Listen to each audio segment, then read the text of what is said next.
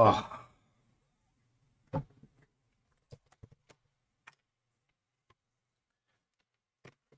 yeah, I'm mostly gonna be going over what I have planned for tomorrow night. So if anybody's playing tomorrow night, do not watch do not watch this stream because it's gonna be spoilers. But we're gonna be playing Call of Cthulhu. Oh, why is it so off? Hold on. Oh, shoot.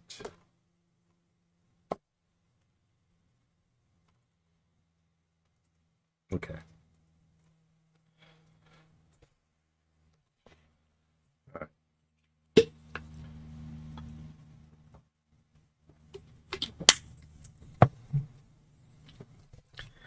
So we're gonna be playing a a adventure in this campaign. Well, it's just a single adventure. This is a great book. This is one thing I really like about Call of Cthulhu is that this system comes with so many pre-generated adventures that you can play for your players. And if like I think in this book there's two adventures you can play with the main book, and then this book that I got has three adventures that are three one shots that you can play with your players. And the one we're doing tomorrow is Necropolis. This, by the way, they have amazing art. Amazing art. I'm gonna step away to avoid spoilers. Oh yeah, are you playing Call of Cthulhu tomorrow night? I think you are, right? Yeah, yeah. Don't watch this.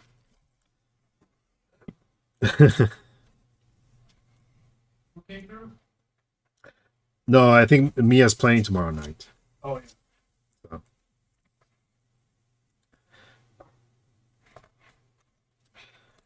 yeah, but I'm mostly gonna be going over the scenario. The scenario is that it's four people, and they're both like different archetypes. Like one's gonna be a soldier, one's gonna be a language guy, a dilettante, and an archaeologist. And there's gonna be they're gonna be investigating a tomb that is said to be sealed for decades, for millennia, pretty much. But what they don't know is that this tomb is actually I love how they have a layout of the tomb in here too. This tomb is actually inhabited by a beast called the Abomination. Damn. Hold on, I really want to make sure nobody is watching this. I'm gonna step away and get ready for work. Okay, no problem. Sounds exciting? Yeah, no problem. Thank you, Hawk. I feel like this is the thing about Call of Cthulhu. Like you really can't spoil it for people because then they won't have a great time. Let's see.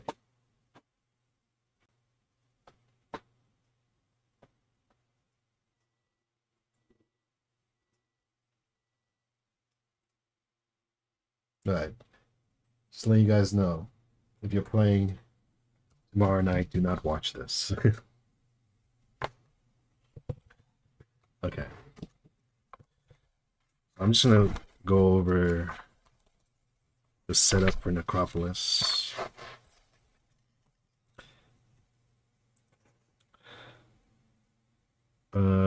What's great about this adventure is that they provide NPCs for the players, so I don't have to worry about that. Each investigator takes a part of the ex-soldier. Players decide whether they wish to play male or female. Yeah. Got the archaeologist, we got the professor, we got the dilettante, we got the ex-soldier. So this is just more examples of characters they might play. But the setup. Basically, November 26, 1924, they have been working tirelessly with a shovel and spade and toil over this place called the Valley of the Kings. The sun is beating down on them, and they cut the cliff of the face of the cliff, and they see an opening for the first time. So just give the players a brief description. I love how they go about telling you how to play, how to describe stuff. That's one thing I really like about Call of Cthulhu, is that they really do a step by step on how to play. Like, that's one thing that I have a problem with other games, where they give you this great setting and all these great rules, but they don't give you an example adventure. You have to kind of like make it up your own. And I'm not good at that. I'm much better at taking a pre-made adventure and making it my own, you know?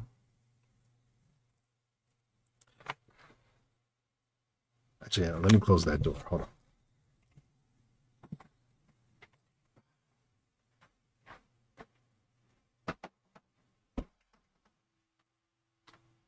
Just so Steve can't hear us, because he's going to be playing too.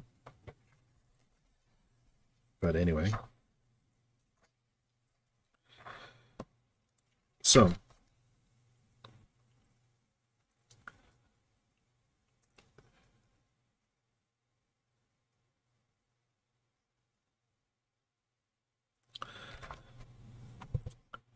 under the watchful gaze, the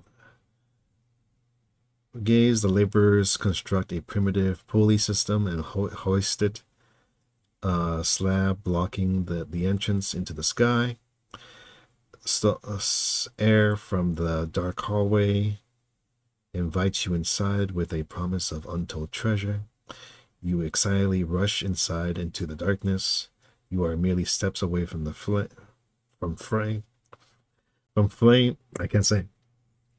fame and fortune, and a discovery of a lifetime.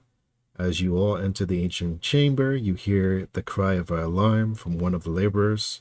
The stone slab behind you suddenly slams to the ground, and you are plunged into darkness. You are trapped. So that's basically the setup, is that they go inside this tomb, but then the slab that was moved crushes behind them, and they're trapped inside. Ask the players to make sanity rolls. Wow, right at the beginning. Explain how the investigators let out a scream, as they comprehend the situation. If they are more experienced, let them come up with an appropriate action. Some suggestions for pre-generated characters and scenarios in 22. Let's see that.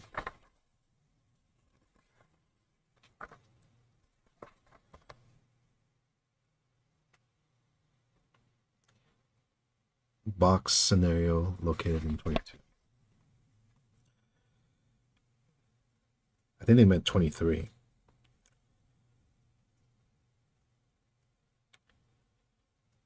Yeah, why did they say 22?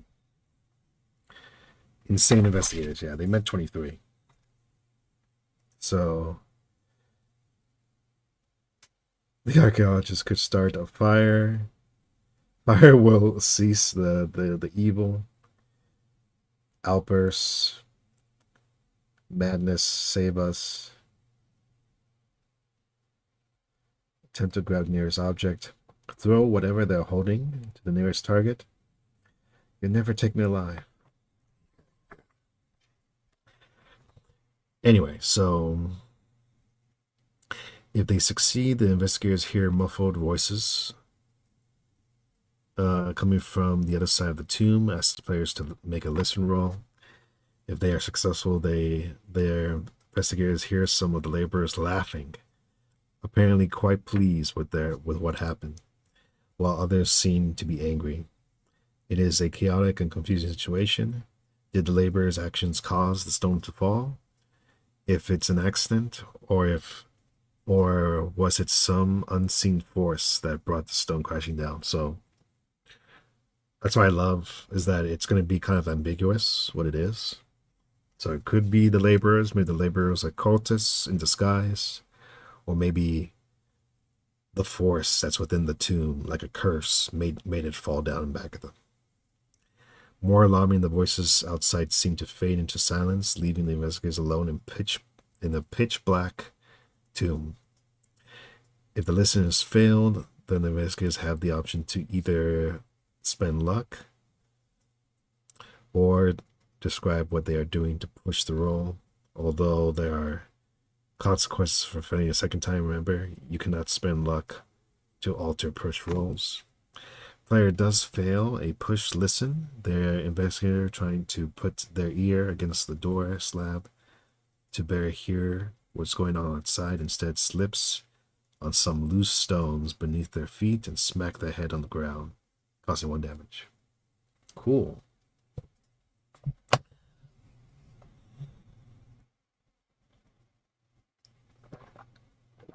Oh, that was close. I almost dribbled on my book. Okay, now that they are all alone and silent in the tomb, invite the players to explore the surroundings. The darkness makes it difficult to navigate the light far into without a light source. The archaeologist has 4 candles, each with a burn life of 1 hour.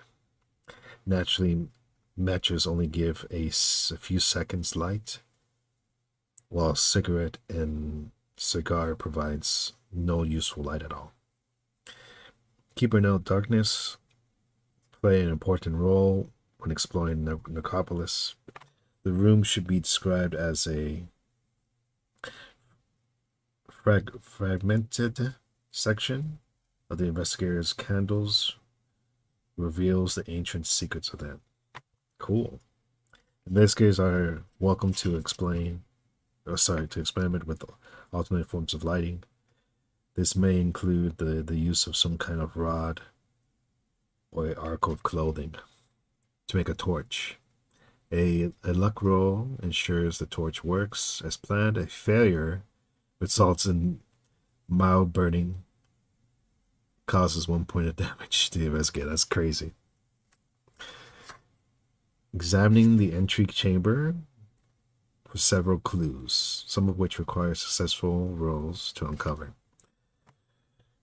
No roll needed. The stone slab covering the entrance of the necropolis displays oddly carved sigils, occult roll, regular success.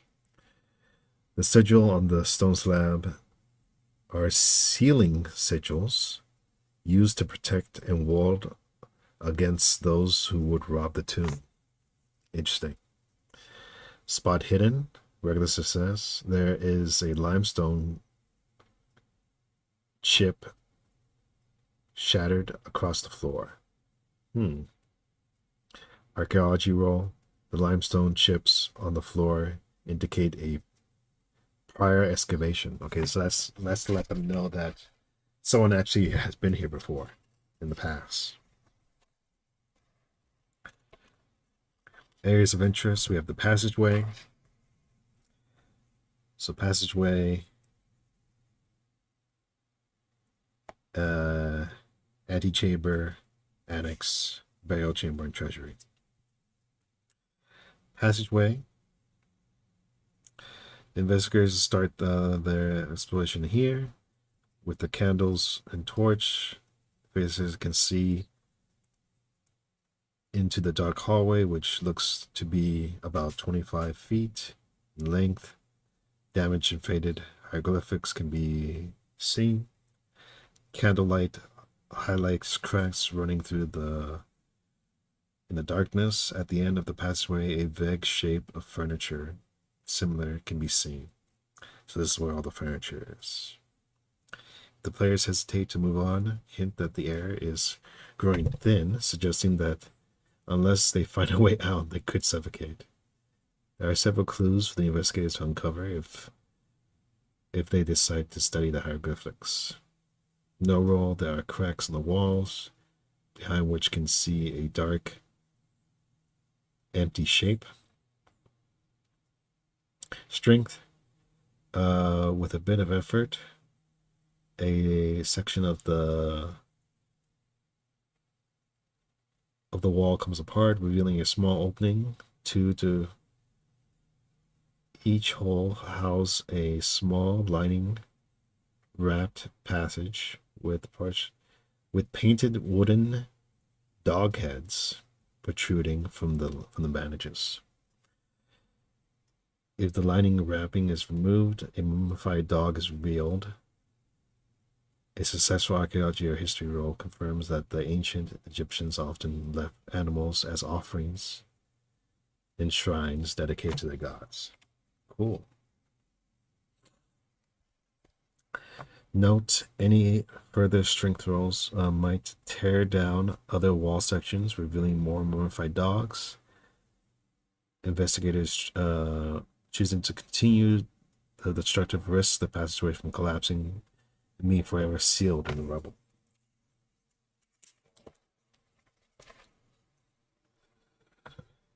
Successful intelligence can deduce that their likely outcome, although if they persist, have sections of the ceiling begin to fall on their heads. Ask for a dodge roll to avoid a 1d2 damage. Hopefully that's enough of a warning for them to stop tearing down the walls. Language. About the hieroglyphics. It's a hard success. Oh, okay, hold on. Oh, so a lot of these are hard success. That's crazy.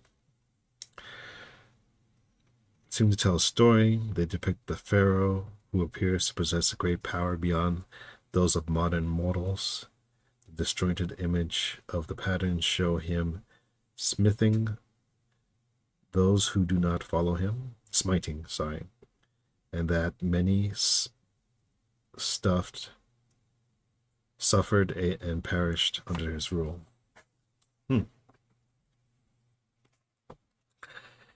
Language roll extreme success. As above, but the investigators learned that the pharaoh rejected the concept of afterlife, claiming it held nothing compared to the sight and visions he could unveil in the waking world. His followers would behold the truth, while those unworthy would rest with their old gods in the early grave. Yo, what up, Dirty Basement Terrain? How's it going? Right now we're going over some Cthulhu prep for a game that I'm doing tomorrow night. It's going to be live on this channel. Should be a good time. I'm gonna kill these guys. As far as the end of the passage is a sealed archway with symbols and hieroglyphs similar to those on the door. Several sections of plaster, small tables, a golden chest sit on the archway. The items seem to have been dragged through the large hole that has been chastised out the bottom left. Crouching adult could easily squeeze through the gap into whatever room lies beyond. I see. So that's how they get through the annex.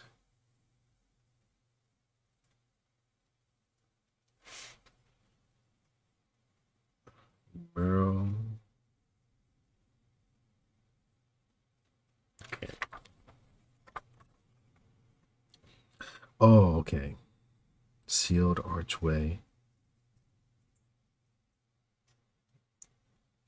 Golden table.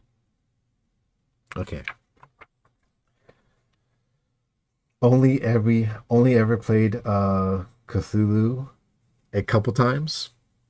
Which ones did you play? Which scenarios? Or did you DM it? I've DM'd Cthulhu like 3 times now. And I love it. I love this game. I want to do like a whole campaign. Okay, the table is considerably rotten. The heavy golden chest is decorated to be very easily opened. Holds a few loose beads. It is clear the gold chest is priceless, but heavy. Requires a strength 70 to lift and carry, although 2 investigators can easily carry it together. Investigators really have little choice but to make their way through the hole in the plastered wall into the room beyond, which is going to be the antechamber.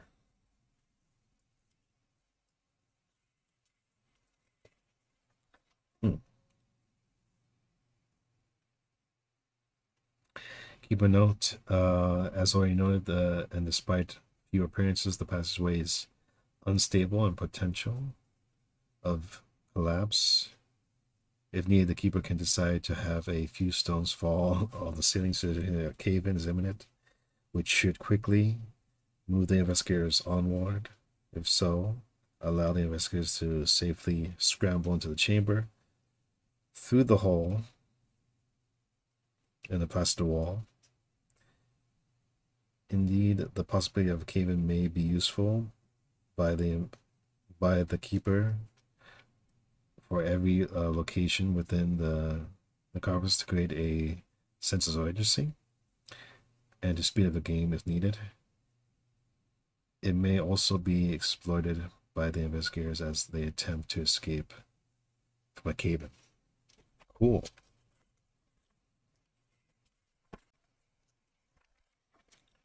Let me see cave-in.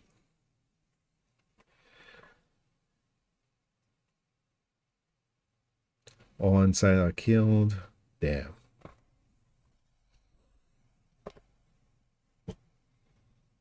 The antechamber, the investigators entered a room filled with the brim with stacks of treasure that reach almost to the ceiling. Couch, chairs, tables, stone tablets, musical instruments, vases, jars, containing the remains of food, spices, and grain, bowls, fans, chests filled with jewelry, trinkets.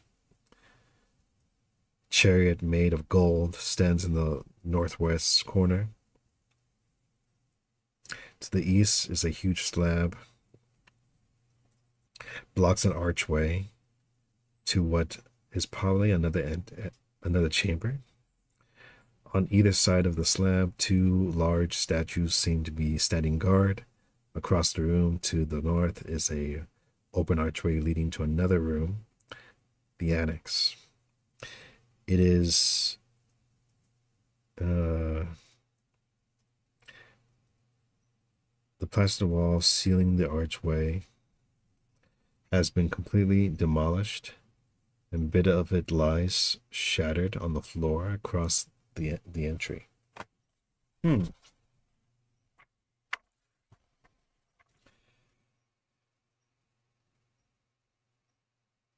Oh, so somebody broke through. Okay.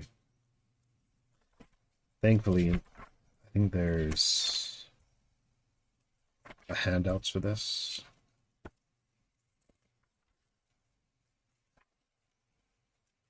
This is another great thing about Cthulhu is that they always give you handouts. We got like a player map right here. Sick. Okay. Let's see.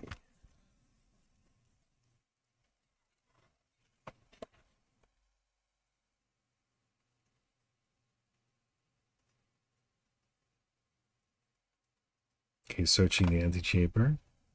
Archaeology, regular success. None of the items in this interior bear any resemblance to known period Egyptian history.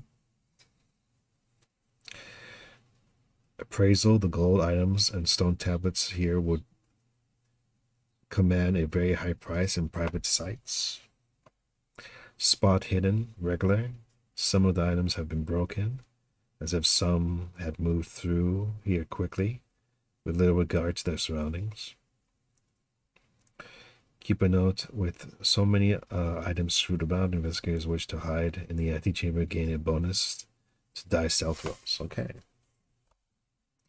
Taking a closer look at the sealed door, reveals 2 large statues either side are actually mummified men impaled on a long spear to hold them up straight, as if it wasn't um, gruesome enough. The heads have been replaced for one with a crocodile and the other with a jackal. Discovering these mummies calls for a sanity check. Both guards are holding weapons. The crocodile is holding a bronze battle axe, and the jackal is holding a sickle-like sword known as a corpus. Corpus? Both weapons are good condition. They could be wielded by an investigator, inflicting 1d6 plus 1 plus bonus damage each. The heavy stone slab blocking the entry of the burial chamber is massive and impossible to move on their own.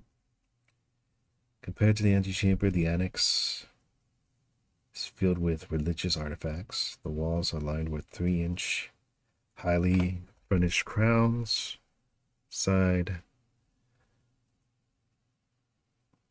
Oh, that's cool. Hundreds of golden tendrils reach for the symbol.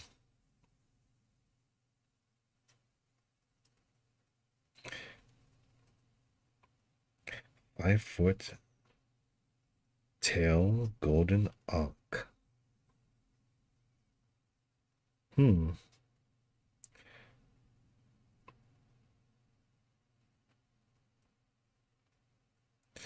So the tendrils are motionless, but they give the impression of movement.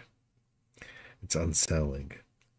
A history, language, or a cult identifies that the ankh is as a symbol that represents life. However, the inverted aspect of the reaching tentacles speak willful malintent. Large man lies on the shrine base, on which sprawls a human skeleton, clothed in decaying tather. Besides the corpse is a satchel and a small sack. The shrine holds countless pieces of ancient, small honeycomb. Nearby, 100 teeny statue of men.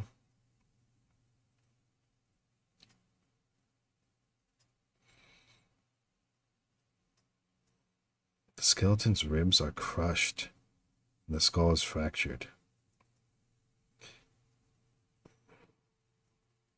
One or both injured likely led to individual's death. First aid or medical rule not only puts the date of death within the last 10 years, but also notices that there are small indentations in the bones similar to an animal teeth marks. That's so cool. So the small sack next to the body is filled with gold and bronze jewels. Appraisal roll reveals that one of the persons could easily live off of the contents of the sack for the remainder of their lives. Satchel contains toil and pots half filled with water. German passport, a stick of dynamite, and a leather-bound journal with, in German, the passport belongs to Sacha Karina, born August 2nd, 1980. 1880. From Berlin. Despite the contents of the leather journal, there are entries from 1910 to 1916 describing this time in archaeology. It's also outlined the trip to the Egypt is an attempt to unearth an ancient artifact. In addition, He writes about his English companion in Archonia named Sultan. There is many entries outlining the difficult work involving to the Great War. Often praises assistance dealing with the English authorities. The last 4 entries appear in the most significant, given the players who investigate made the translation. Oh, so the language guy has to come and play in here.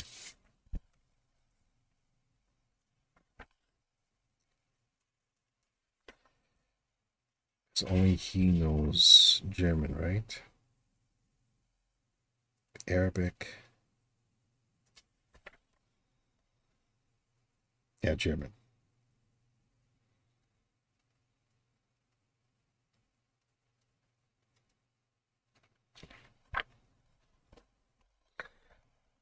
Okay.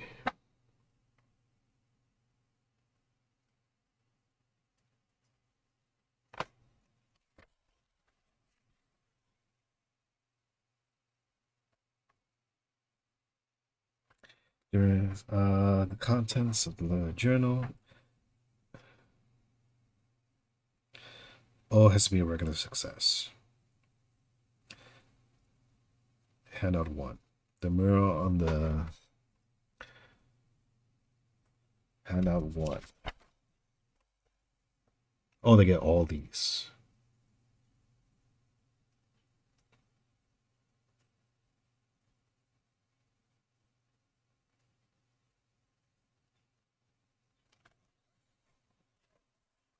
Okay. The mural on the large painting of a black robed pharaoh holding a oversized set of scales on which a heart is being weighed against a platter of dead animals. A kneeling figure with the head of a wolf has a chest wound that is being stretched open by 2 small men, identical to the figures. There are some hieroglyphics painting. A hieroglyphical row indicates that the kneeling dog-headed figure may be the representation of the Egyptian god, either Anubis or Set.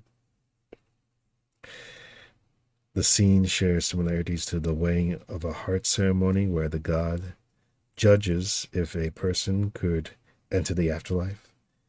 If a heart success is achieved, the investigators believe that the decades sees animals on the scale are representations of other powerful Egyptian gods. Thus, the imagery may be a form of ceremony. A language hieroglyphics roll translates the written wall. Trial has been passed forever. Okay. This is a clue to the nature of the abomination as a possible way of defeating it. Trial has been passed forever. They shall be tried to the earth through their faithful beating heart, strong of body, awaiting the return of their master. The mural on the wall depicts a sickening scene. You see being attacked by an army of horrific beings. There are 2 noble types of creatures, those with bodies of men and the heads of animals, who wield various weapons, and those with bodies of animals and the heads of men. A historical myth as well indicates that these hideous creatures as children of Sphinx and refer to Carl's journal. Okay, black tendrils burst from the ground and the sky, tearing the city apart. Some of the creatures eat corpses that have been laid upon the tables, while others block in chaos. A pharaoh robed entirely in black is depicted with a impossibly dark face, seated atop the pyramid-like throne, bound by hybrid monsters. He is being carried through the horrific scene. Investigators Unimaginable, signing roll, Cthulhu roll, and look at either the murals. Oh, okay. Now here we go. The abomination. The monster comes live 30 to 20 minutes, 30 to 40 minutes after, approximately. Repeating the length of the game. By the time the investigators has okay.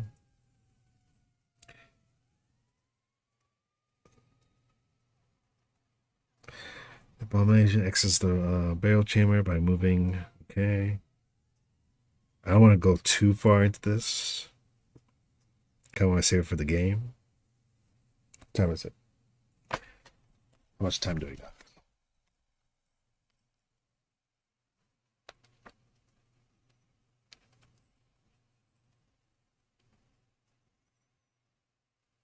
Oh, book review is at 2:30 or 2.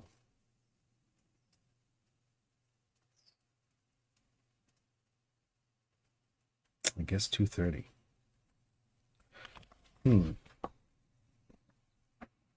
I think I'm pretty much ready for this. I might take a break and eat something because I'm kind of hungry. I think I'm pretty good.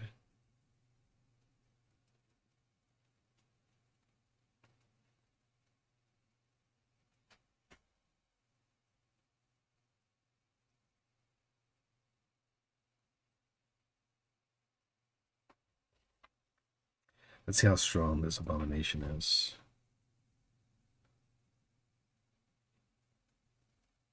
Able to see clearly in darkness. Text per round. 1 per round punch. Smash.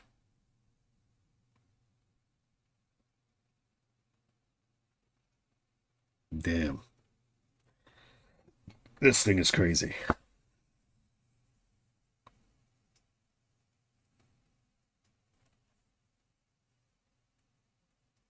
Yeah, I think I might get a little bite. I'll be right back. Oh.